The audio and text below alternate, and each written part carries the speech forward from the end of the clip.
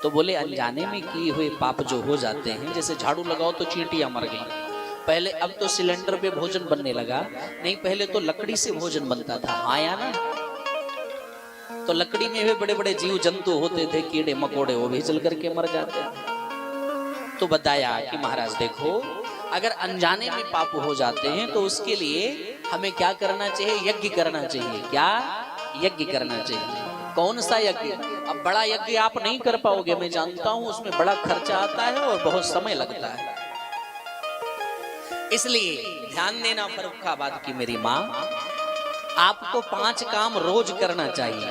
5 काम अगर आप रोज करो ना तो घर में भी कभी भी दारिद्रता नहीं आ सकती, घर में कभी भी दरिद्रता नहीं आएगी। फर्रुखाबाद वासियों ये नोट कर लो आप, ये 5 कार्य कौन सा रोज करना चाहिए? जानते नहीं जानते?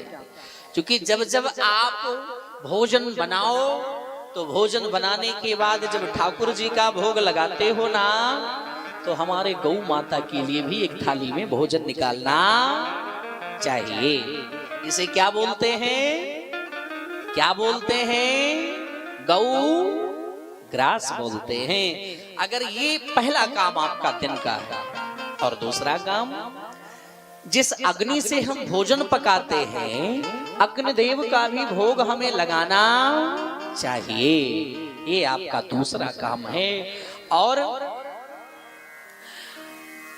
जहां पर चींटियां रहती हैं, ध्यान देना, वहां पर 10-5 ग्राम आटा नित्य प्रति डालना चाहिए।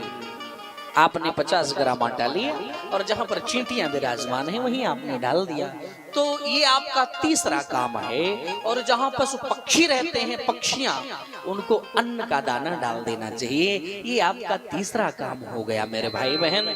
और जहां पर मछलियां रहती हैं वहां पर आटे की गोली बना बना करके उनको खिलाना, ये आपका चौथा काम हो गया।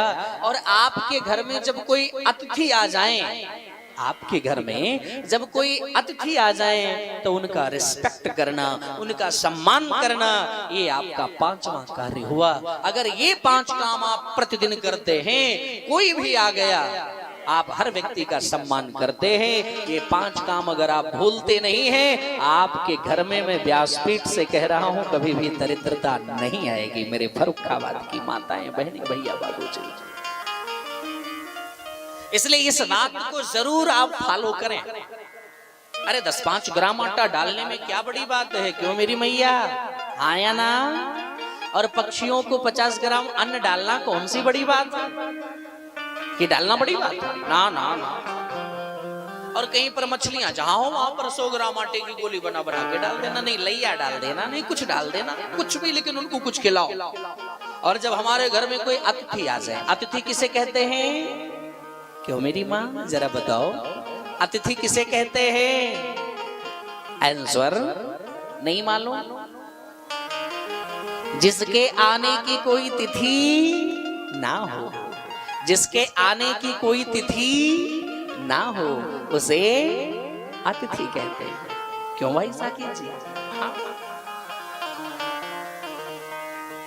मेरे भाई बहन, तो हमें अतिथि का सम्मान करना चाहिए। वैसे हम लोग अतिथि का सम्मान करने में तो बहुत घबराते हैं। अगर हमारे पति रात में किसी साधु संत को नहीं, किसी बाहरी व्यक्ति को घर लेकर आ जाए ना, तो हमारी मैया तो ऐसे इतनी जोर से अगर नाराज होती हैं। अगर पति ने कहा कि देखो थोड़ा लेट हो गया है, आज एक संत मिल गए थे, उनको अपने घर में लाया हूँ, मेरी भी बहुत बड़ी पहचान नहीं है, लेकिन भोजन कराना है उन्होंने, तो कैसे नाराज होती है जानते हैं? कहीं 11 बज गया, मैं तो नहीं करने वाली, आपका यही काम है। जब देखो तब स्वयं 11 बजे आते हो। क्या समझते हो मैं घर पे बैठी रहती हूँ? ना ना, सुबह से काम में लग जाती हूँ, आपका काम करती हूँ। सो करके उठा, आपको चाय दिया, आपकी टिफिन दिया, आपके बच्चों को संभालना, उनको टिफिन दिया, उनको स्कूल भेजना, ये करना वो करना, यहाँ जाना, सब्जी लाना, भाजी लाना, बच्चों को स्कूल से लेकर के आना, उनके ट्यूशन को भेजना, ये करना वो करना। और अब मैं आपका वेट कर रही हूँ, 11 बजे खुद आए और कह रहे हो एक लोगों को और लाया। मैं तो बनाने वाली नहीं, आप खुद से बनाओ और खाओ, मैं तो चली। जय राम जी की।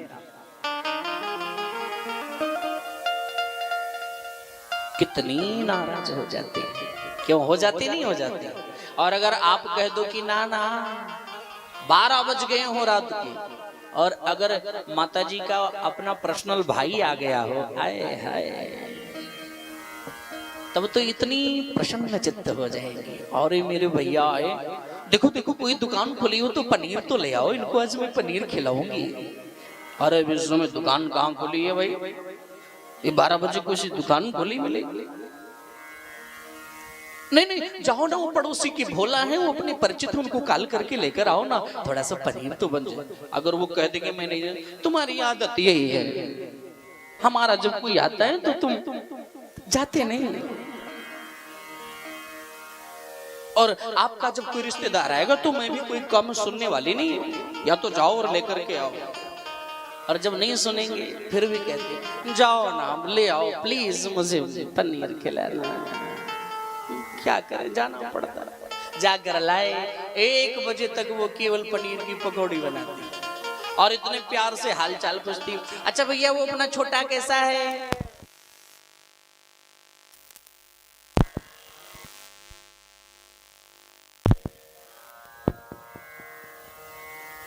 बड़े भाव श्रद्धा के साथ बातें करती हैं। तो इसलिए हमें ध्यान रखना चाहिए, हमें भी रिस्पेक्ट करना चाहिए अगर हमारे घर में कोई अतिथि आ जाए।